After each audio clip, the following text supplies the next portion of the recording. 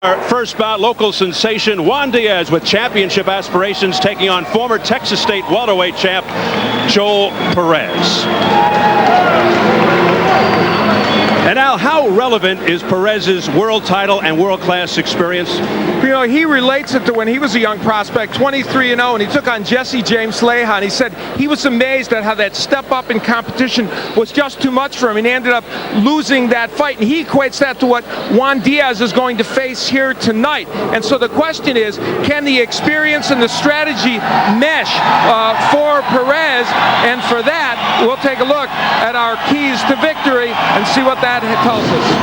The first thing is he's got to believe he can win this fight against the young Juan Diaz.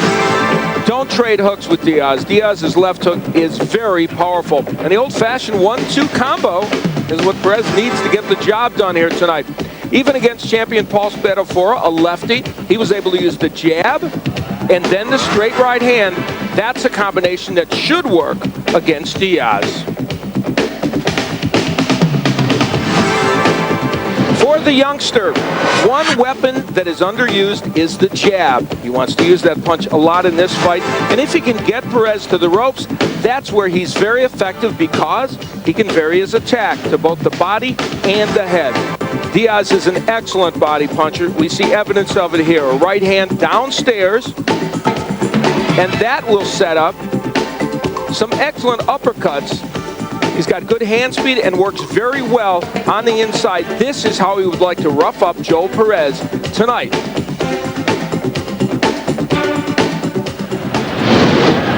Well, it's not quite the same as Roy Jones playing basketball on the day he fights, but earlier today, Joel Perez coached a youth soccer team, which included his 10-year-old son, Ryan, and they won 5-0. Perez, an 11-year pro originally out of Alice, Texas, 20-0-1 here in Houston. Stellar amateur career, promising start as a pro, but a struggle at the world-class level. Al, more comfortable surroundings tonight. Could it contribute to a competitive fight? Not only is he in his own hometown, even though Diaz is, of course, the crowd favorite to a great extent, he's not facing Miguel Cotto, who he faced in his last fight, a monstrous puncher, or a Paul Spadafora, who he fought for the championship, who is a lefty and very slick. Juan Diaz is a good young fighter, but he's a conventional righty in front of him. It should help Perez look a little better. Well, he's already got a W under his belt. You got it. From earlier today. It's a nice story. The people's choice here in Houston, Juan Diaz, the baby bull, just 20, but already 22-0, surviving his most physical test, his last fight, a debilitating body puncher who rallied from a knockdown to win previous to that. Al, 2003, very significant for Diaz, stepping up in class. His last two with strong performances, and he's climbed into the top 10. He and his manager, Willie Savannah, are so confident. They told us today they would accept a title shot right now if he had a chance to fight for the lightweight title. That's how far they think this young man has come along. We'll see. Also getting it done outside the ring, a sophomore at the University of Houston, an eye toward law. Which will come first, a bachelor's degree or a world title? Set for the numbers as we check out the tail of the tape. Perez has been boxing longer than Diaz is old. Diaz turned 20 September. Height and reach nearly even at yesterday's weigh-in. Diaz right on. Perez had to weigh in twice, still made the contractual weight. And the key rules for this bout: no standing 8 count, no 3 knockdown rule. Fighter cannot be saved by the bell in any round. If an accidental headbutt occurs before the end of the 4th round, it's a no decision. If it happens after the end of 4, they go to the scorecards. So here at Reliant Center in Houston, we are getting ready for Juan Diaz and Joel Perez, lightweight, scheduled for 10. To the formal introductions from our ring announcer, Jimmy Lennon Jr.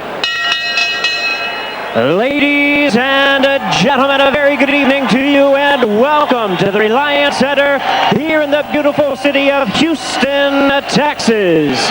Well, fans, we have a big night of action in store for you, and it's all brought to you by Main Events in association with the undisputed king of beers, Budweiser, and Showtime. At this time, ladies and gentlemen, we present the first of our featured special attractions. Introducing our judges scoring the bout from ringside. From Dallas, Texas, Ray Hawkins. From Laval, Quebec, Canada, Pasquale Procopio. And from Dickinson, Texas, Dale Van Hoy. And our third man to the ring, the referee in charge of this bout, Tim Adams. All right, fans, here we go. Lightweights in action, scheduled for 10 rounds of boxing. Introducing to you first on my right, fighting out of the red-blue corner, he is wearing navy blue trunks with gold trim, fighting out of Houston by way of Alice, Texas. He weighed in at 136 pounds with a record of 34 wins, 6 losses, and 2 draws. He has 19 wins coming by way of knockout. Introducing Joel Perez. And his opponent across the ring on my left, fighting out of the red corner in this 10-round attraction, wearing light blue trunks, fighting out of Houston, Texas by way of Guerrero, Mexico. He weighed in at the lightweight limit of 135 pounds even. He is undefeated in his campaign in the ring with 22 wins, no losses, 10 wins coming by way of knockout. Ladies and gentlemen, please welcome the WBC number 4 ranked contender, the current WBC youth lightweight champion, known as the Baby Bull, introducing Juan El Torito Diaz.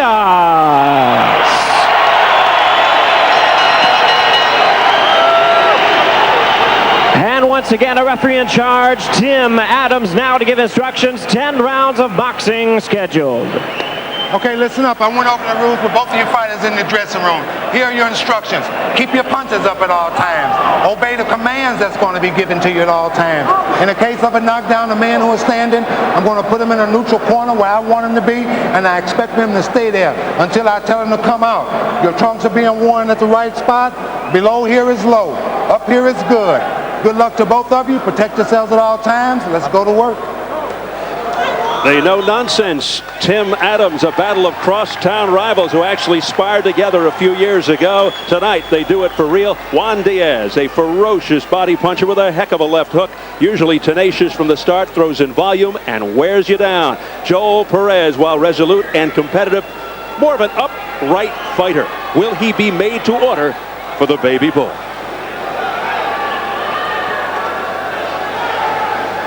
Set for round 1, scheduled for Ted. Here we go. Juan Diaz in the light blue trunks. 22-0, 10 knockouts. Rated number 4 now by the WBC. Joel Perez in the navy blue with the gold trim. 34, 6-2, 19 KOs. Former lightweight world title challenger. Been in there with guys like Jesse James Leija, Paul Spadafora, Miguel Cotto, but 1-5-1 in marquee fights. Get him up. Get him up. Perez being cautioned already by Tim Adams. That was quick. Barely threw 3 punches. Perez understands, Steve. You know, he would have been Juan Diaz 6, 7, 8 years ago in this same setting. And Give me a break. now here he is. And he said to us, it's ironic. I've always wanted to have a big fight in Houston. And all those years when I was a top guy, I didn't. Now here I am with a major fight in Houston, but I'm not the crowd favorite. Juan Diaz is. He said, but I don't care. I'm still going to enjoy it. It's good right by Perez. And that really gets Diaz going. Early wake-up call for Juan Diaz. And back comes the jab of Perez. Early in this fight, I think that Joel Perez is making one mistake. He's throwing too many left hooks. You see that? He was countered with a right uppercut. You cannot throw a lot of left hooks against Diaz. You're going to need a lot of movement and angles to fight a guy like Juan Diaz. Give me a break. Don't punch. Midway through the opening round, Juan Diaz, the youngest to fight on Showtime Championship Boxing at the age of 17 back in June 2000. Looking to hurdle veteran Joel Perez and then set his sights on bigger fish.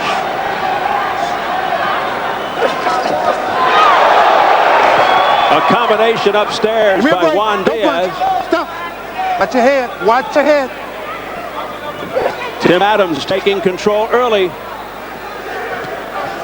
Diaz is a fighter that you've have to give him some lateral movement, and Perez is not doing that. No matter, you better be a huge puncher or just absolutely at the top of your game to stand in front of Diaz as Perez is now. And the good counter punching by Diaz. There are the body shots by Juan Diaz. And you don't want to hook with a hooker, that's for sure, because the hooker's usually going to get there first. He's looking to do that. Wild swing and a miss by Diaz. Boy, Perez eager to trade with Juan Diaz. No qualms about going toe-to-toe, which could come back to haunt him as we head to the bell in the first round. Time.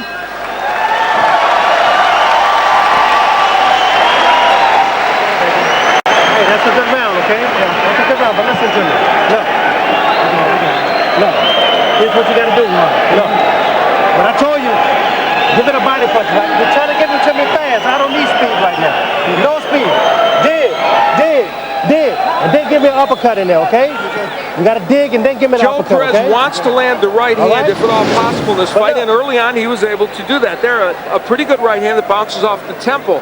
However, he has to be very careful when he throws left hooks, because when you throw them, Diaz will counter you. If there's a left hook to the body, and look, here comes the right uppercut and then the left hook behind it. So you cannot throw too many left hooks against Juan Diaz. Okay? You gotta stay low, son. You gotta bend your knees, okay? You're too straight up. Okay? I got that, guy. You hear the final instructions by trainer Ronnie Shields. You're standing two straight up to Juan Diaz. Shields, the former junior welterweight contender with 5 national Golden Gloves titles. A lot of experience in that corner. He's had his highs and lows as a trainer over the years, but now enjoying the steady rise of Juan Diaz, inching closer to a world title opportunity. Diaz is going to the body, and a reminder that in his last fight, it was a body shot from Miguel Cotto that knocked Perez out. So be aware that the body work that Diaz is doing could be important in this fight. Well, it was a fierce left hook to the midsection by Cotto that ended matters in the 4th round for Perez.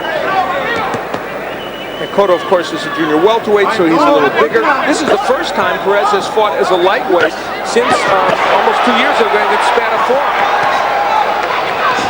Juan Diaz looking good, not only with the left hook, but the uppercut as well.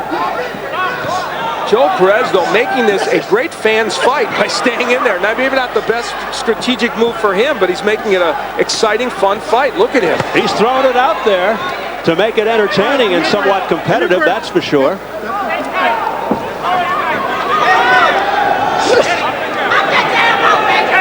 After the loss to Spatafor, Perez took a job as a medical collections administrator, perhaps planning for life after boxing. Keeps threatening to retire. He's sort of at that stage after every fight. This was the fight that lured him after a 5.5-month layoff to get back in the ring. Wanted to be in front of his. Oh, there's the hook from Diaz. A left upstairs right on the chin. And Perez is wobbly. Joel Perez down for the 4th time in his career. Step forward. Step back. A 2nd round knockdown, and he's got 55 seconds left in the round. All right, give me a break. Let him go. Let him go. Perez trying to shake it, trying to hang in there, and Diaz looking to end matters. Too many hooks from Perez. It helped set up the idea that Diaz could land his hook, and he has already, and he's hurt him. Oh, give me a break. Whoa. Don't hit him A in the back of the dramatic head, moment okay? of the fight.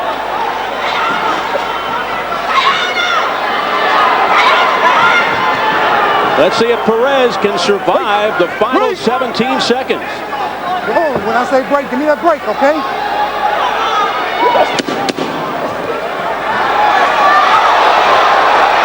Hard body shots by Diaz.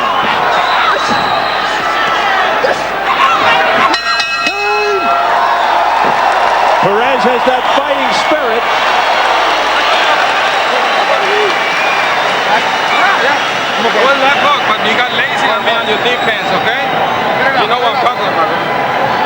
Right? Relax. Good. That ain't the first time that you're a veteran. Look, what you need to do is you need to tighten up on your defense. What you're doing, mijo, is you're keeping that head in there. That what we didn't want to do. We know the left hook of Juan Diaz is powerful, and here is good evidence of it. Delivers it almost in a half uppercut fashion, gets very low and lands it right to the jaw of Joel Perez. And that happened almost midway through the round, and Perez, as you look at it again, was able to sustain through this round, which is pretty amazing. And we take a look at the left hook as it gets in. Perez kept throwing his left hand. He did right there and kept his right low, and that invited Diaz in with the hook. Perez, who displayed his heart, durability, and determination in his lone title opportunity, a loss to Paul Spadafora in Pittsburgh, Spadafora's backyard, making the mistake of trading with Juan Diaz. And the result was a heavy right hand upstairs by Diaz. He wound up on the canvas in the second round. There's a slight scratch on the right side of Diaz's eye, perhaps from a head clash. I asked you for the break. Just let him go. Give me the break, okay? It's amazing what a difference a style can make. Because in his last fight against Francisco Lorenzo, the movement, the side to side, gave Diaz some trouble. Here, no side to side. He's able to throw his punches with impunity and land all of them. Diaz winning that one by unanimous decision back in July. Heavy body punches by Diaz. And then upstairs with a beautiful combination. Juan Diaz showing his entire arsenal.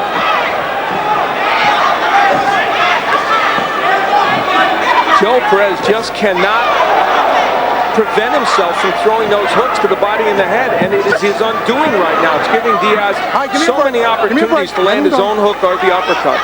And again, making the mistake of standing right in front of Juan Diaz. No lateral movement, no side to side, and going backwards, backpedaling. You're not giving me the break when I ask you for it. Which is a very, very bad thing to do against Juan Diaz. Oh, a nice over the top right hand there out of nowhere by Perez, but it did not land flush. But he's game, isn't he? The dark trunks, Joel Perez, continues to come forward despite the battering. Combination upstairs by Diaz. Perez looks to come back. But again, it's Perez who eats the leather. Look at this display by Diaz. But look at the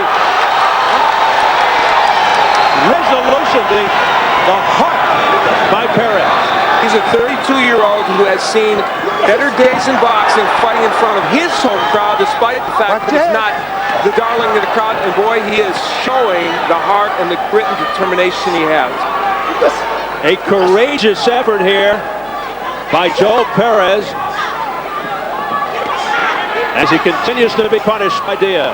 You know, every time Perez throws a right hand, it's effective, but he can't resist throwing those hooks.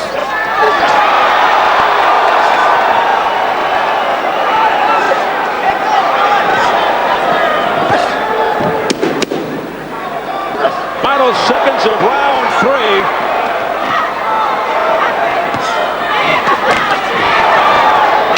Perez hanging tough.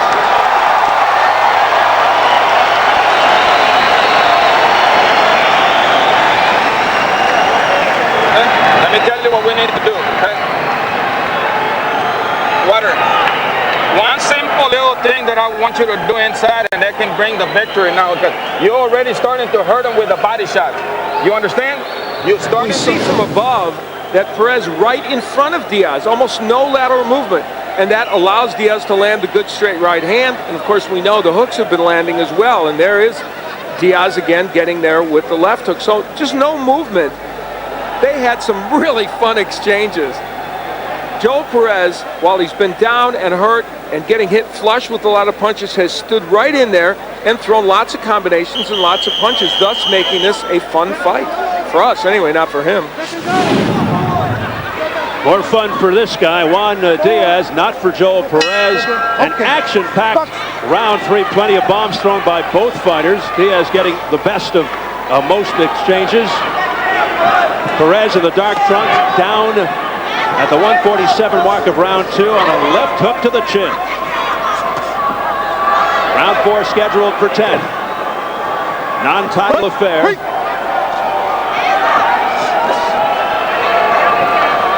Diaz coming forward, but again, Perez unleashing.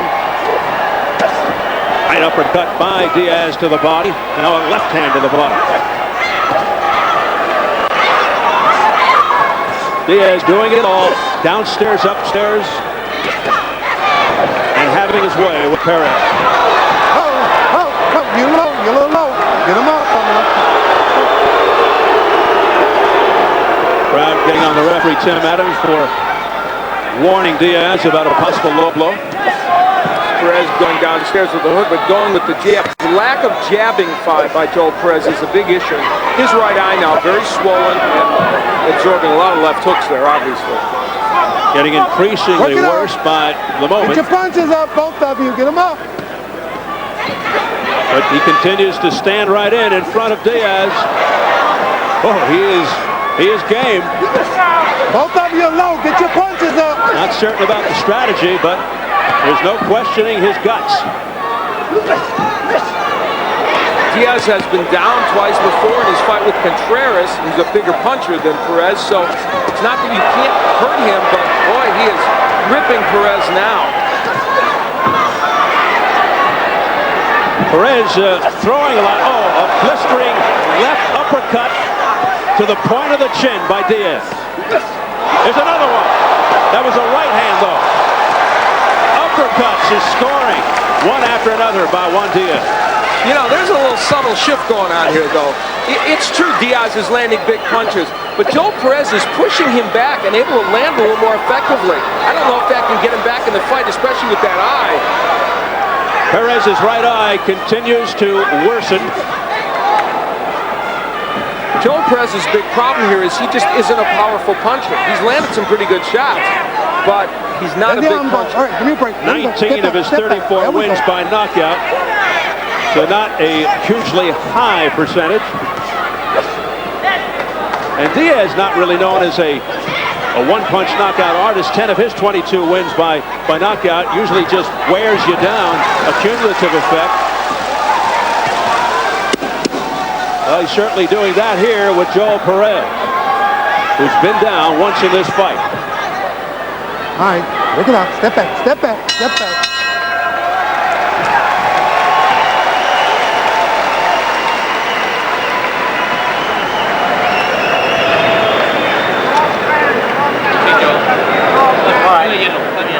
Está bien. Ok, más con lleno, ¿eh? Está bien.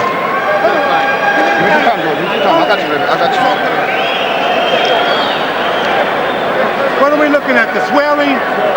The swelling. Okay, look, both of you are getting your punches low. You got to get them up, okay?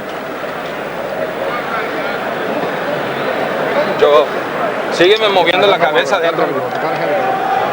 Sígueme moviendo la left cabeza hook has adentro. been a staple for Juan Diaz, and on the inside, Perez has been an inviting target for it. There is one. That one landed right on the eye, and then it was followed with a right hand and an uppercut. So every kind of punch you can land on the inside, Diaz is landing. He's a very effective inside fighter. There's one of those low blows that the referee was warning Perez about, and the uppercut of Diaz is just a very effective punch.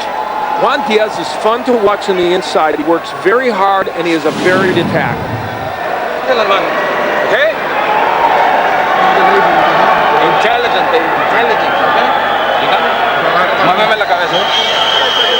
Cutman Vincent Ruiz Jr. continues to work that damaged right eye with the end swell, but Perez, as game as ever, says, let's continue. You know, Steve, for a one-sided fight, and I've given every round to Juan Diaz, this is about as exciting and interesting a one-sided fight as you'll ever see, because Joel Perez has gotten a lot of work done in this fight. It just hasn't been enough to win any of these rounds. All right, give me a break. Perez really has to start finding a way to defend against that uppercut from Diaz, also the left hooks. You know, they wanted more jabs from Juan Diaz coming into this fight.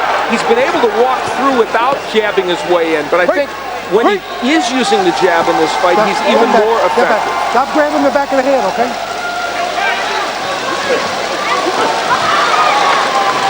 You can hear the noisemakers in the crowd. I thought for a second it was a rattlesnake by our feet. Well, this shows you I live in Las Vegas. It sounded like a lot of slot machines. We do so many fights in casinos. Perez, you know, he's done his share of work to the body, a lot. But, you know, it's just not slowing Diaz down very much. Joel Perez. Man, you got to give him a lot of credit. He has taken some monster shots from Diaz. And we know Diaz is a good puncher. Don't punch. And Perez is really bleeding from the eye now. It's oozing out. Left hook right on the cut by Diaz.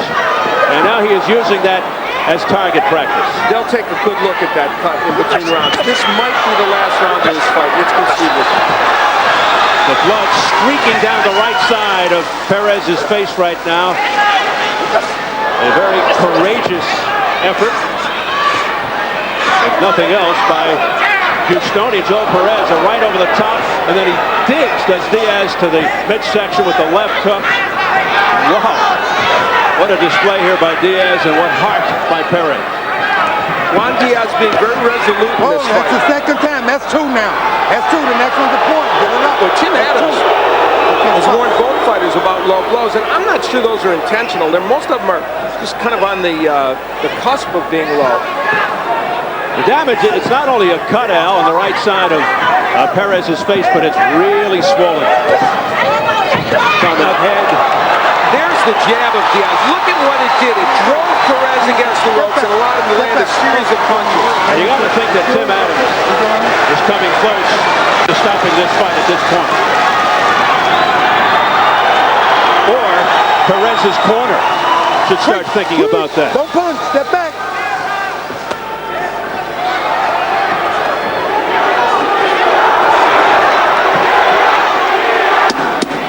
What does Perez stand to gain? He's losing every round. He's been down. He's all banged up and cut up, blown up. Time. And I'm not sure why it continues, quite frankly.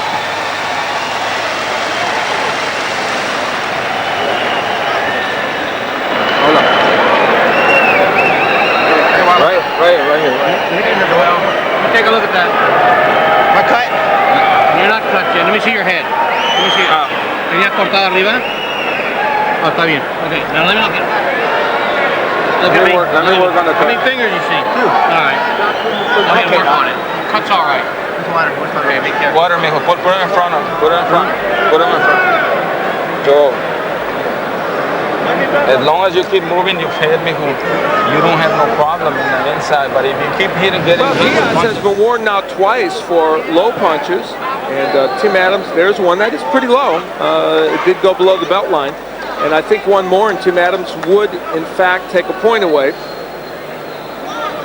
There is the good right. Look at the jabs of Juan Diaz. You see how much more effective he is when he jabs his way in. And they have worked very, very hard. Ronnie Shields and Willie Savannah have been doing that. every right hand that you throw, you're gonna hit him with. You understand? You're still in it, Joel. You're still in it, baby. Okay? Well, I'm not sure about that. The words, "you're still in it." Yes, his heart is still in it. But that's about it. The doctor was in there, said it can continue. The cut's all right. Round 6 scheduled for 10 as Perez continues to be punished. You know, the swelling isn't that bad. It looks bad because of the, it's so purple, but it's not, you know, the vision isn't stopped. There is no really bad cut. It's way above the eye. So I could see where they would let this go for a round or two more. The problem, of course, is that Diaz is targeting that eye, and you can imagine it's going to get worse. They told Perez to move. He hasn't really been doing that in this fight, and so all of a sudden he's not going to start. They asked him if he could see, and the doctor put up a couple of fingers, and he did say 2 fingers, Perez, so he can see out of it. All right, give me a break. Let him go. Step back. Whoa. And there's Perez with a low blow. That's 2 on you. That's too low. There's the next Prestro one scoring. No, too low. All The next for one's a Diaz. point. Okay? Buck.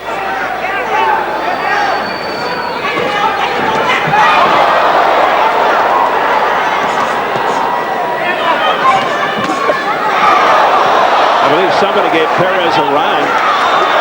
Well, there was one you might have given him, but wow, look at Juan Diaz go. Diaz smothering Perez. And they may throw in the towel in the Perez corner. They were getting ready. There it is. They're waving it off. The referee jumps in, and that's it. The referee concurring with the corner.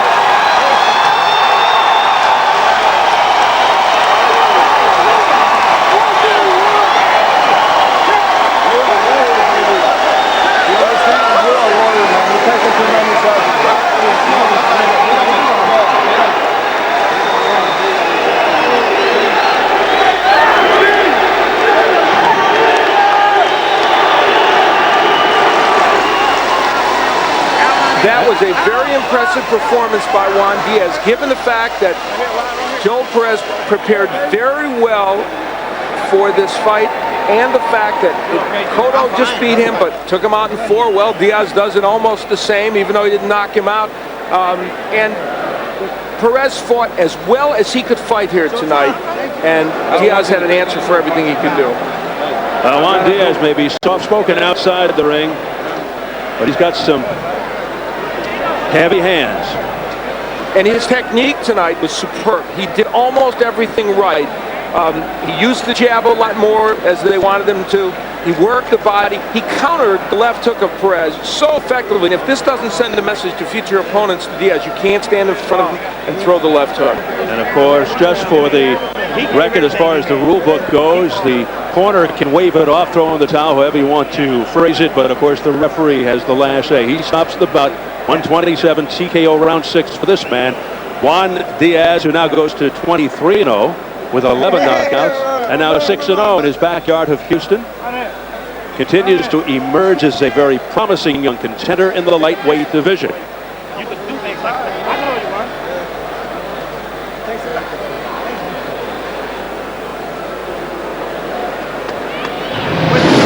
We look at the end of the fight, and on the left there, you will see the towel as they wave the towel. And there it is right there. And then that tells the referee that it's time to end things. And in effect, that makes it a disqualification because of the towel. It should. And it sends Joel Perez to 34-7-2. Another look at how this fight ended. At this point, Perez was really getting nailed with big punches. Great combinations by Juan Diaz. Moving his hands, but very accurate with those combinations. And Perez punching back, but not able to really stop him. You have to love the arsenal of punches that Juan Diaz has and how effective he is with all those punches. It's just very impressive for this young man. Granted, there will be tougher tests in the future, but right now, he is well on his way toward a title shot.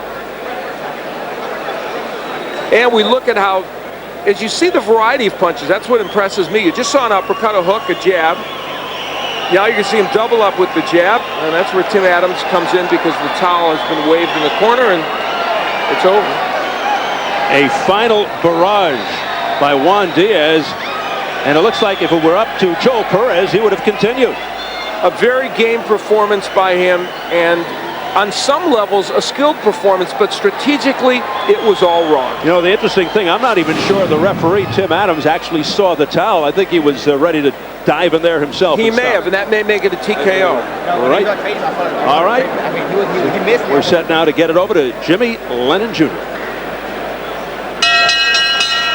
Ladies and gentlemen, we have the time of 1 minute 27 seconds in round number 6. Our referee in charge, Tim Adam, heeds the advice of the corner, recognizes the towel, and stops the contest. The winner by way of technical knockout. He is still undefeated and still the WBC Youth Lightweight Champion, Juan El Torito Diaz. Manager Willie Savannah told us tough to speculate on Diaz's future. Leonard Durin, if he continues, still a guy he'd like Diaz to fight because of his style. Possibly the winner of the vacant IBF lightweight title fight between Levander Johnson and Javier Jauregui. We shall see. And coming up next from Houston, Texas, Francisco Panchito Bajado looking to avenge his only loss as he takes on Juan Carlos Rubio in the rematch. It is Bajado versus Rubio 2. coming up next. But first, let's go to Jim Gray for post-fight reaction from our opening bout. Jim. Steve, thank you very much. Juan, congratulations. Was this your most impressive victory and fight tonight? Oh, I hope so. I hope the fans loved it, and that's why I'm here. I mean, that's who makes me. That's who makes Juan Diaz the fans, and I just want to thank all my coaching staff who helped me and for all the support. What about Perez? It was very much a courageous performance by him, and he's a friend of yours. Does that make it somewhat bittersweet? I mean, you know, we never had a rivalry. People were saying we had a rivalry here in Houston. He's much older than me, but you know, I take my hat off towards him because he's a great fighter. He was real tough. He came here to put on the show.